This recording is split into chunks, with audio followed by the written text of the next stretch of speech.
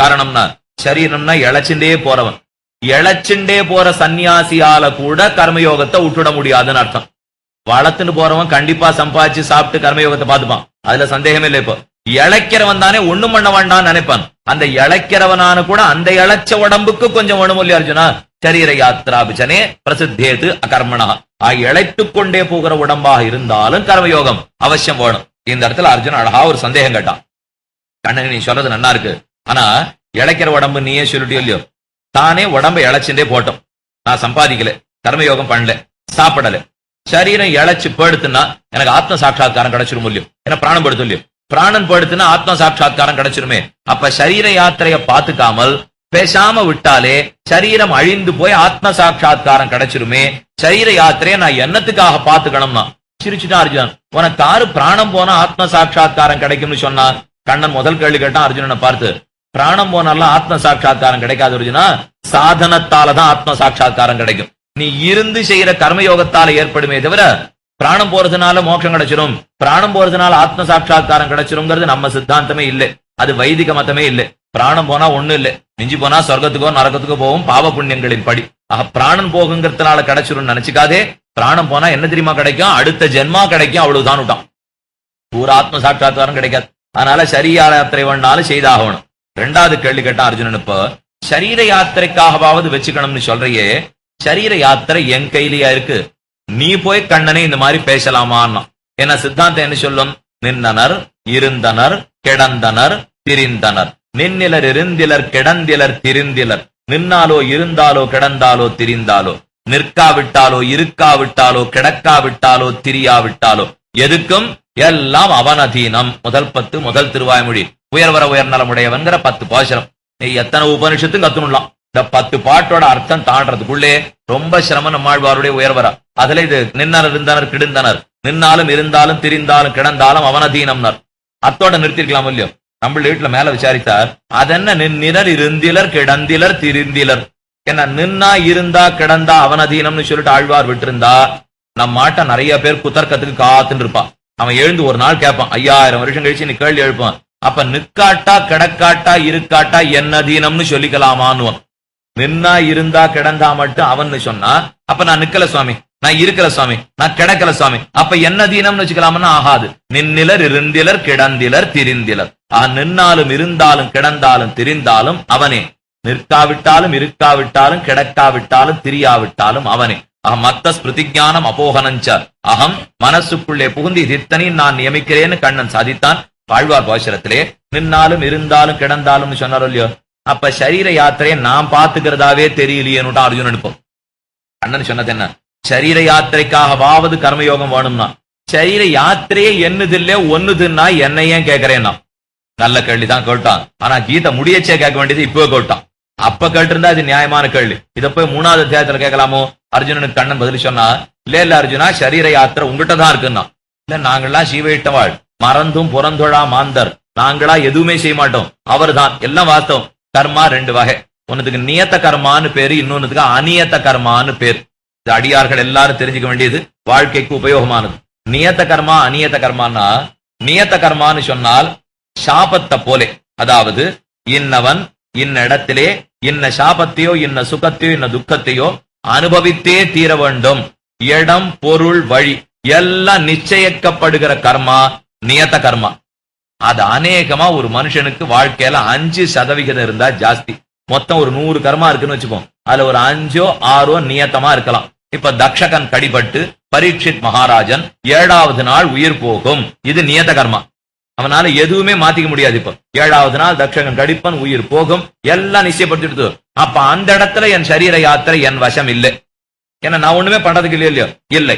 ஆனால் எல்லா கர்மாக்களும் அப்படிப்பட்டது கிடையாது.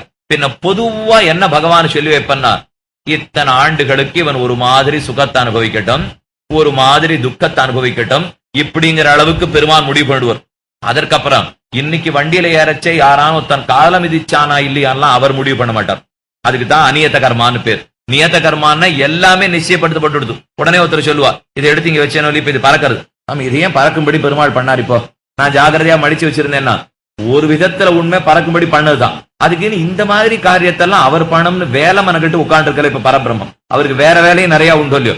நியத்த கர்மா வரைக்கும் தான் அவர் பார்த்து பெரிய தவிர அநியத்த கர்மால என்ன சொல்லும்? இப்போ இன்னைக்கு இவர் உபன்யாசம் பண்ணச்சே ஏதோ ஒரு சிரமம் இவருக்கு வரும், அந்த அளவுக்கு மட்டும் இருக்கலாம். அது கூட இருக்காது. இப்போ இவர் 30 வருஷம் 40 வருஷம் பண்ணார்னா அதுல ஒரு 10-15 வருஷம் கட்டப்படுவார் அப்படிங்கிற அளவுக்கான இருக்கலாம். அந்த கட்டம் எப்படி எப்படி எப்படிங்கிறதெல்லாம் என் கர்மா முடிவு பண்ணிட்டே போகும். அதத்தனையும் பெருமான் உட்கார்ந்து கணக்கு போட்டு கொடுத்து ஒண்ணும் பண்றதே கிடையாது. சில பேர் இங்க இருந்து கிளம்புவோம், கிளம்பி இறங்கச்சே வாசப்படி தரிக்கிறதுனா இல்ல சுவாமி வந்துட வேண்டிதான், திரும்பி வந்துருவா. பெருமாள் எனக்கு உணர்த்திருக்கார், இன்னைக்கு வெளியில போனா என் காரியம் கிடைக்காதுங்கிறதுக்காக வாசப்படி தட்டினார்னா இந்த வாசப்படி தட்டினத்துக்கெல்லாம் காரியம் நின்றுபடும்னா அப்புறம் அவன் பிரபாவத்துக்கு அர்த்தமே இல்லாது போடும். இந்த வாசப்படி தட்டினத்துக்காக போடும். இப்ப ஆனாலும் ஒருத்தர் பெரியவர் பெரிய மோட்ச பிராப்தி அடைஞ்சிருப்பார், அந்த இடத்துக்கு போனார்னா அதனாலதான் அவர் பிராணப்படுத்தினா அப்ப அந்த மாதிரி அந்த இடத்துக்கு போறவாள்லாம் பிராணம் போனோம்னு ஆரம்பிச்சிருவா. அப்ப விஷயம் சொல்றேனே, அடியனுடைய திருத்தப்பனார் ஸ்ரீரங்கம் கோவிலுக்குள்ள போனார், ஸ்ரீரங்கத்துக்கு தான் போனார், அங்கே பரமத்தை அடைஞ்சுட்டார். பெருமாள் தாயார சேவிச்சுட்டு வந்தார். வந்தவர் கையில் அபயஸ்தத்தோட வடக்கு வாசலுக்கு வந்தார். என்னதுன்னே தெரியல, திடீர்னு ஒரே வினாடி முடிஞ்சே படுது, மோட்சத்துக்கே போய் சேர்ந்துட்டார். ஸ்ரீரங்கத்துக்கு போயிருக்கவே கூடாதுன்னா, போயிருந்தாருன்னா இந்த மாதிரி தான், அதனாலதான் ஏற்பட்டது, நீங்க போகாத வச்சுட்டு இருக்கணும்னா. அடி எனக்கு ஒன்னே ஒண்ணுதான் புரியல. இப்போ அவரை ஸ்ரீரங்கத்துக்கு வழவைத்து அப்பேற்பட்ட மோட்சத்தை கொடுக்கணும்னு ஒருத்தர் முடிவு பண்ண பிற்பாடு நான் இங்க போகாத இருந்திருந்தா அவரை நான் வச்சுட்டு பேரு சொன்னது பைத்தியக்காரத்தனமான பேச்சு. இப்போ இன்னென்ன கர்மாக்களைத்தான் அவன் செய்வன், இன்னென்னத்தான் நாம் செய்ய வேணுங்கிறது உண்டு. அதுல போய் எல்லாத்திலையும் நாம கை வைக்கிறதுல அர்த்தம் இல்ல, ஒன்னொன்னையும் அவன் பண்றான்னு சொல்றதுலயும் அர்த்தம் கிடையாது. இப்போ ஒருவேளை அன்னைக்கு ராத்திரி அவர் வீட்டை விட்டு கிளம்பி போறச்சே வாசப்படி தடுக்கிறதுன்னு வச்சுப்போம். அப்ப ஊர் முழுக்க என்ன சொல்ல ஆரம்பிப்பா, பத்திரா வாசப்படி தடிக்கிறதுனா அப்ப இவருக்கு மோட்சம் கொடுக்கறதுக்கு வாசப்படி காரணம்னு ஆயிடும்.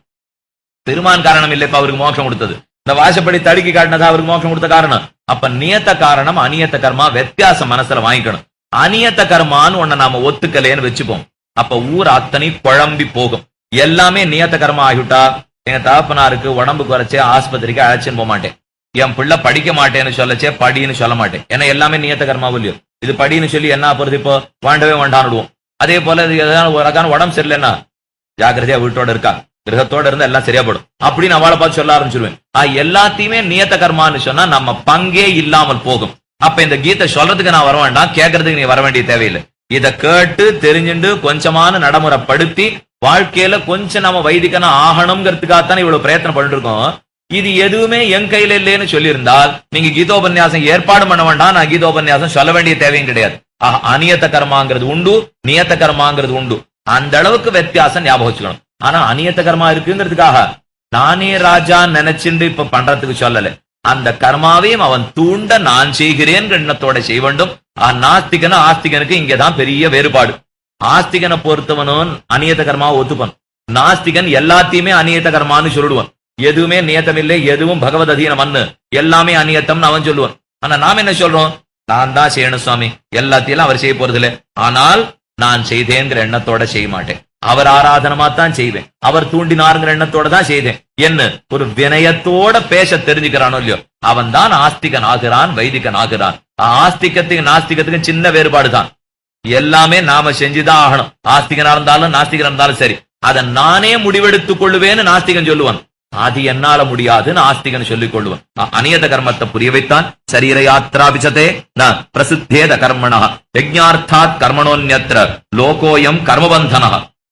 அதுக்கு மேல சாதிக்கிறது, சரி நீ கர்மாவை பண்ணுன்னு சொல்றியே, அந்த கர்மாவை பண்ண ஆரம்பிக்கச்சே உடல் வேணும், உடல் இருந்தா தான் கர்மயோகம் பண்ண முடியும், அதுக்கு சம்பாதிக்கணும். சம்பாதிக்க ஆரம்பிச்சாலே அதனோட கட்ட நட்டங்கள்லாம் கூட சேர்ந்து வந்துரும் இல்லையோ, அப்ப அது எனக்கு பாபத்தன்னா சம்பாதிக்க கொடுக்கும். நீ இப்ப சொல்ற கர்மயோகத்தாலே என்ன பாபத்துலன்னா கொண்டு போய் தள்ளும் போறதுன்னு அர்ஜுன கதைய ஆரம்பிச்சான். என்ன நான் கர்மா பண்ணணும்னா சம்பாதிக்க வேண்டியிருக்கு. நீங்க நிறைய பேர் என்ன கேட்பா, சாமி நேர்மையாத்தான் நடந்துக்கணும்னு வியாபாரம் ஆரம்பிக்கிறோம், இந்த நிலை கண்ணனுக்கெல்லாம் தெரியாது. இன்னைக்கு எப்படி வியாபார நிலைங்கிறது நம்மாழ்வாருக்கு தெரிஞ்சிருந்தா இந்த மாதிரி அவர் பாடிட்டு போயிருக்க மாட்டார். இந்த நிலை அவளுக்கு தெரியாது, நான் அவெல்லாம் ரொம்ப ஒழுங்கான நேர்மையான நாள்ல இருந்துட்டா. இன்னைக்கு பொய் சொன்னாத்தான் வியாபாரம் நடக்கும், பொய் சொன்னாத்தான் மேற்கொண்டு ஓட்டவே முடியாது. இதுக்கு நிலைக்கிற தாப்புல கீதையில உண்டான்னு நிறைய பேர் கேட்பா. இதெல்லாம் கீதையில சொல்லவே சொல்லாது, நேர்மையா இருந்தா சொல்லுமே தவிர. நிறைய பேர் உபன்யாச காலம் வந்து கேள்வி கேட்பா.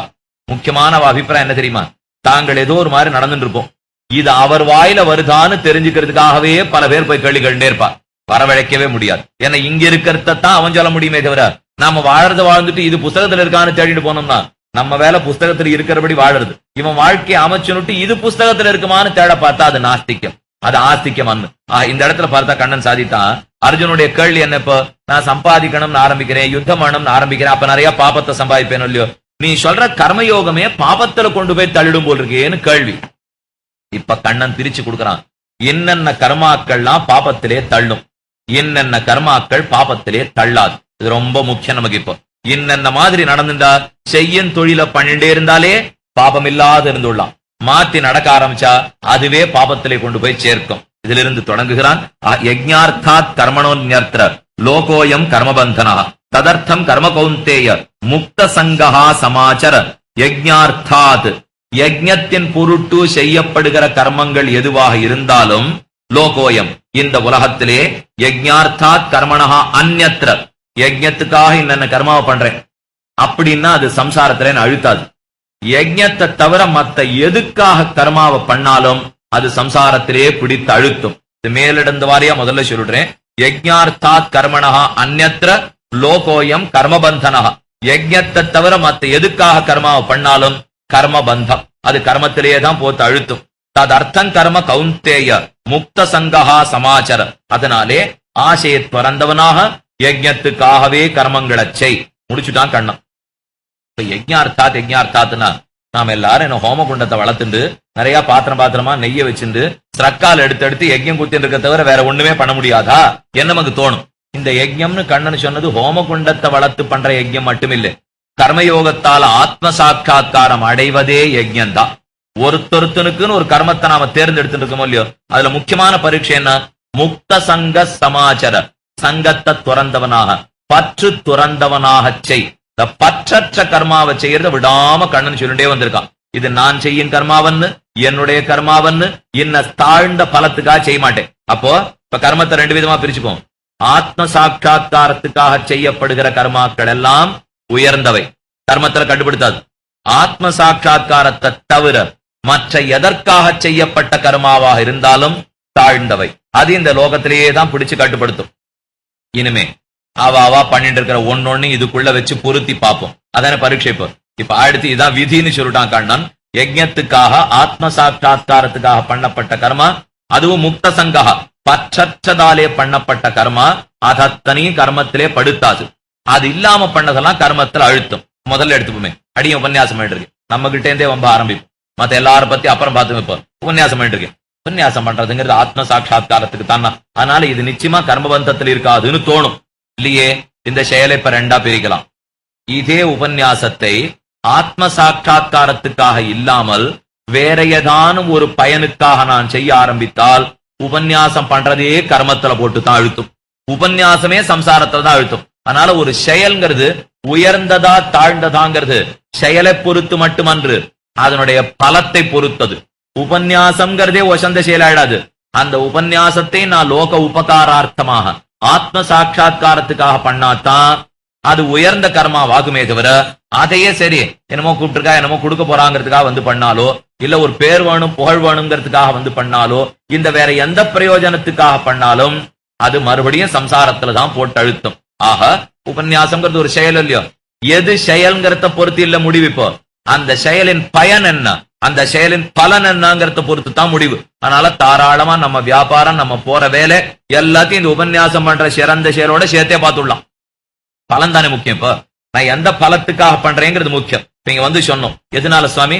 இந்த ஒருத்தர் ஒரு 10 பேர் வந்து கேட்டவாழ்ல கடைசி பட்சம் ஒரு 4 பேராவது கீதையில இப்படி கண்ணன் சொல்லியிருக்கா, நாம நடத்தி பார்த்தணும் அப்படின்னு பண்ண ஆரம்பிச்சுட்டா இந்த பிரயோஜனத்துக்காகத்தான் நான் பண்ணேன். அதனால அவனுக்கு ஒரு ஆத்ம சாட்சா்காரம், எனக்கு ஒரு ஆத்ம சாட்சா்காரம் போறோம். அது ஆத்ம சாட்சா்காரத்துக்கு வழிவகுக்கும். அதே நாம போறோம் சம்பாதிச்சுன்னு வரோம். இப்போ சம்பாதிப்பதுல தாராளமா குடும்பத்தை நடத்தலாம். யாரும் இப்ப மனைவியை விட்டுடுன்னு சொல்ல வரல, கீதையில பெத்த பிள்ளையை விட்டுடுன்னு சொல்லிட்டு வரல, அப்பா அம்மாவை பாத்துக்கவே பாத்துக்காதே, இதெல்லாம் கேட்டு உடனே சொல்லிடுவான். அதனாலதான் சுவாமி தாய் தந்தையர் இடத்துல நான் அன்பே வைக்கிறது இல்ல சொல்லிட்டே இருக்கானு கீதையில. இப்போ முக்த சங்க சமாச்சார, முக்த சங்க சமாச்சார, சங்கத்தை விட்டுடுனா என்னைக்கோ விட்டுட்டேன். தாயிற் சிறந்த கோயிலும் இல்லை, தந்தை சொல் மிக்க மந்திரம் இல்லை, ரெண்டையும் விட்டாச்சு. முக்த சங்க அர்த்தம் பண்ணாவும் சங்கத்தை விடுனா இந்த சங்கத்தை யாருமே விட சொல்லல. இப்போ மாதிரி தேவோ பவ, பிது தேவோ பவ, ஆச்சாரிய தேவோ பவ, அதி தேவோ பவ.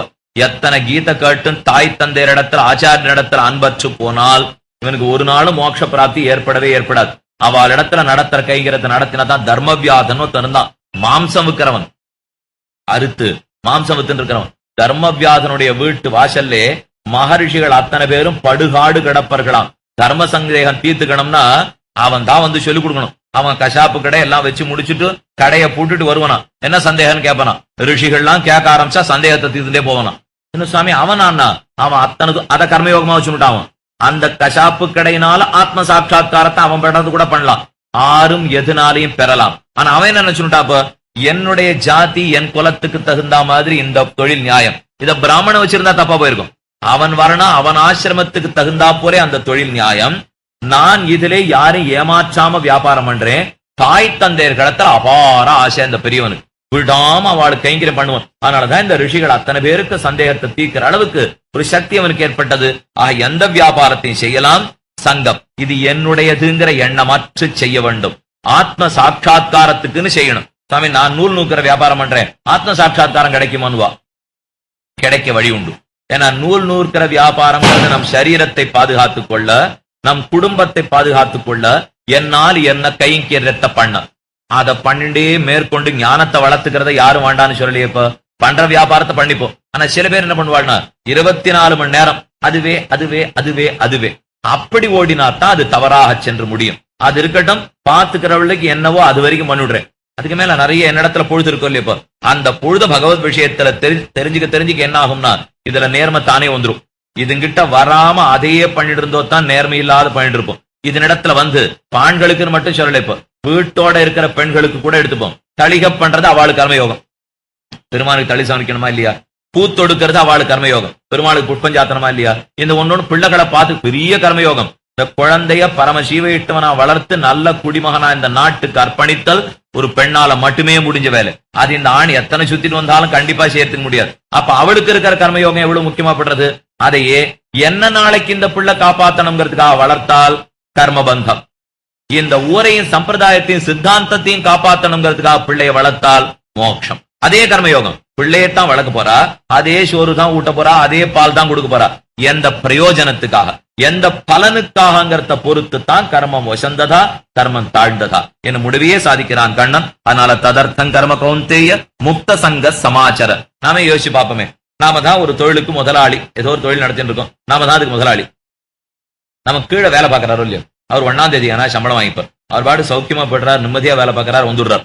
அதே யாரானும் போட்டி பொறாமைக்கு நிறைய பேர் வந்துட்டா கிடைக்குமோ கிடைக்காதோ தெரியல, எல்லாம் காசெல்லாம் குறைஞ்சிட்டே போறது. இப்போ இவர் ரொம்ப வருத்தப்படுவார். இவர் துடிக்கிறதெல்லாம் இந்த முதலாளி தான் துடிக்கணும். அவன் எதை பத்தியுமே கவலைப்படுறதா தெரியல. இப்போ அவன் என்ன நினைக்கிறான், 1ஆம் தேதி இவர் சம்பளம் கொடுத்தா இவர்கிட்ட இருப்போம், கொடுக்கலன்னா 1 மாசம் பழகின குறை விட்ட குறை இருந்து பார்ப்போம், 1 மாசம் கொடுக்கறாரான்னு. இல்லைன்னா இன்னொரு இடம் இருக்கவே இருக்கு, கிளம்பி போட போறேன்னு போடுவோம். அழகா கேட்டான். இப்ப கண்ணன் அர்ஜுனனை பார்த்து அந்த முதலாளி என்ன நினைச்சிட்டு இருக்கான், நான் தான் இந்த தொழிலுக்கு முளைகாளி நினைக்கிறபடியாலதான் அவனுக்கு இந்த மன அழுத்தம் மன வருத்தம் இத்தனையுமே. அந்த கீழே இருக்கிறவன் என்ன கட்டமா இருந்தாலும் அவர் பாத்துக்கிற போறார் சுவாமி, இதுல நான் என்ன பண்றதுக்கு இருக்குன்னு தன் கடமையை மட்டும் செய்யறானோ இல்லையோ. இதுல ஒரே சிரமம், முதலாளிகள் அத்தனை பேரும் தனக்கு ஒரு முதலாளி இருக்காங்கிறத ஒத்துக்கிறதே இல்லை. அதனாலதான் அவ படுற கட்டம் அத்தனையுமே. அவனுக்கு மேல ஒருத்தன், இவனும் தன்னை ஒரு தொழிலாளியாத்தான் நினைச்சுக்கணும். ஒரு வியாபாரத்தை நடத்துறமே தவிர நானும் அதுல 1ஆம் தேதியான சம்பளம் வாங்குற தொழிலாளி நினைச்சுட்டோம், எந்த மன அழுத்தமும் வரவே வராது. அப்படி கீழே இருக்கிறவாளை பாக்குறமோ இல்லையோ. சில பேர் இங்க இருந்து ஏற்றுமதி பண்ணுவா, அவன் ஒரு நாட்டுல இறக்குமதி பண்ணுவான். இது நடுவுல இடை தரகர்கள்லாம் இருப்பாளோ இல்லையோ, எந்த நாளுக்கு அவளுக்கு குறைச்சலே கிடையாது.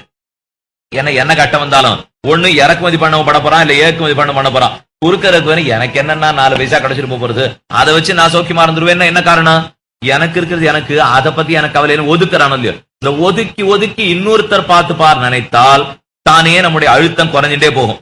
ஒதுக்கி விடணுங்கிறது கடமையை செய்யாததுன்னு நான் சொல்ல வரல. இப்போ கடமைங்கிறத நாம தான் செய்யணும். அந்த கடமையை செய்யச்சே என்னுடையதல்ல.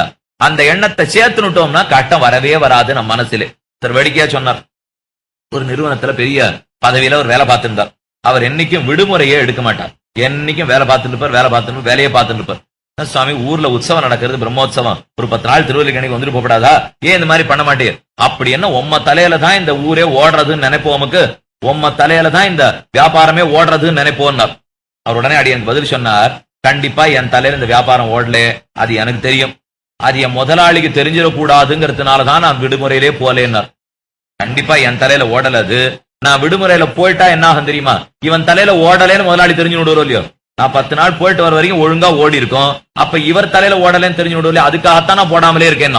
யார் தலையிலையும் இது ஓட போறது கிடையாது. இப்போ ஓடுவது எம்பெருமானுடைய அனுகிரகத்தாலே, அந்த முக்குணங்களாலே தூண்டப்பட்டு கடைசியா பகவன் நியமனத்தாலே செய்யப்படுறது நினைச்சிட்டு செய். எந்த கர்மாவும் உன்னுடைய வர்ணத்துக்கு ஆசிரம